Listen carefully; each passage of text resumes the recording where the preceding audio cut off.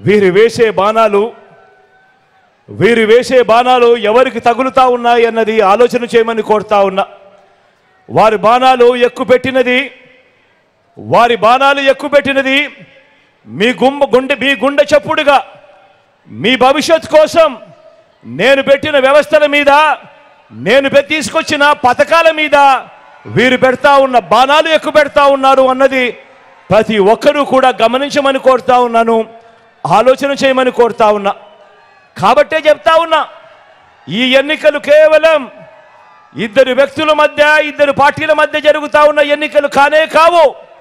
ఈ యుద్ధం ఇది నేరుగా పేదల ప్రయోజనాల మీద, అక్క చెల్లెమ్మల సాధికారత మీద, పేద పిల్లల బంగారు భవిష్యత్తు మీద, అవ్వ తాతల సంక్షేమం మీద, రైతన్నలకు అందుతా ఉన్న రైతు భరోసా మీద చంద్రబాబు గారు ఆయన పెత్తందారుల బృందం ప్రకటించిన యుద్ధం ఇది అని చెప్పి ప్రతి ఒక్కరూ కూడా గమనించమని కోరుతా ఉన్నా. ఈ యుద్ధంలో తలబడడానికి మీరంతా సిద్ధమేనా?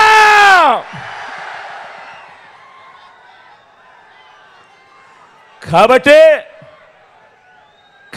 చెబుతా ఉన్నా, జగన్ ఒంటరి కాదు.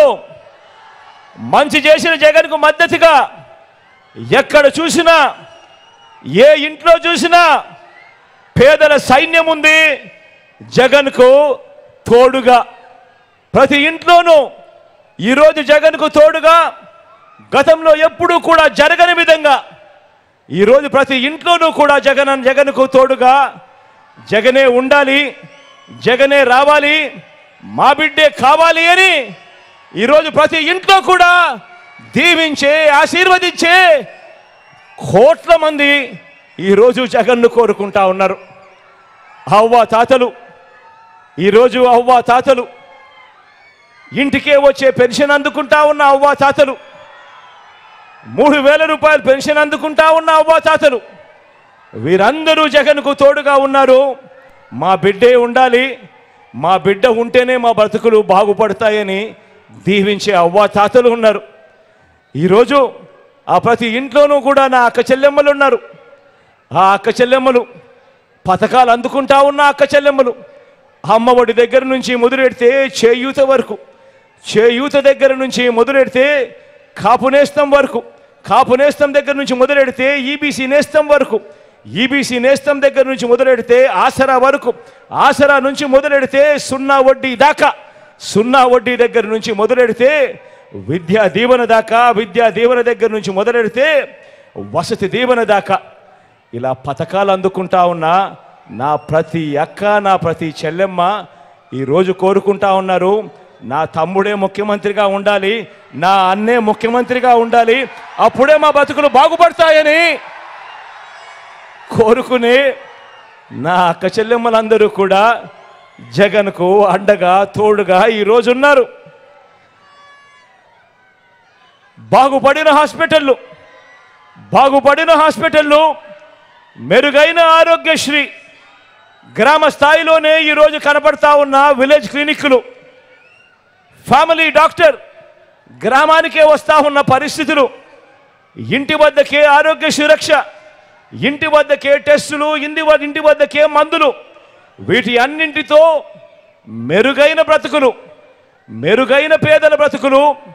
ఆరోగ్యం ఒకవేళ బాగోలేకపోతే మనసున్న వ్యక్తి, మాకు తోడుగా నిలబడగలిగిన వ్యక్తి కేవలం ఒక్క జగన్ మాత్రమే అని చెప్పి ఆలోచన చేసే ఆ ప్రతి పేదవాడు కూడా ఈరోజు జగనే కావాలి, జగనే రావాలి అని ఆ పేదవాడు మీ బిడ్డకు తోడుగా ఉన్నాడు. బాగుపడిన గవర్నమెంట్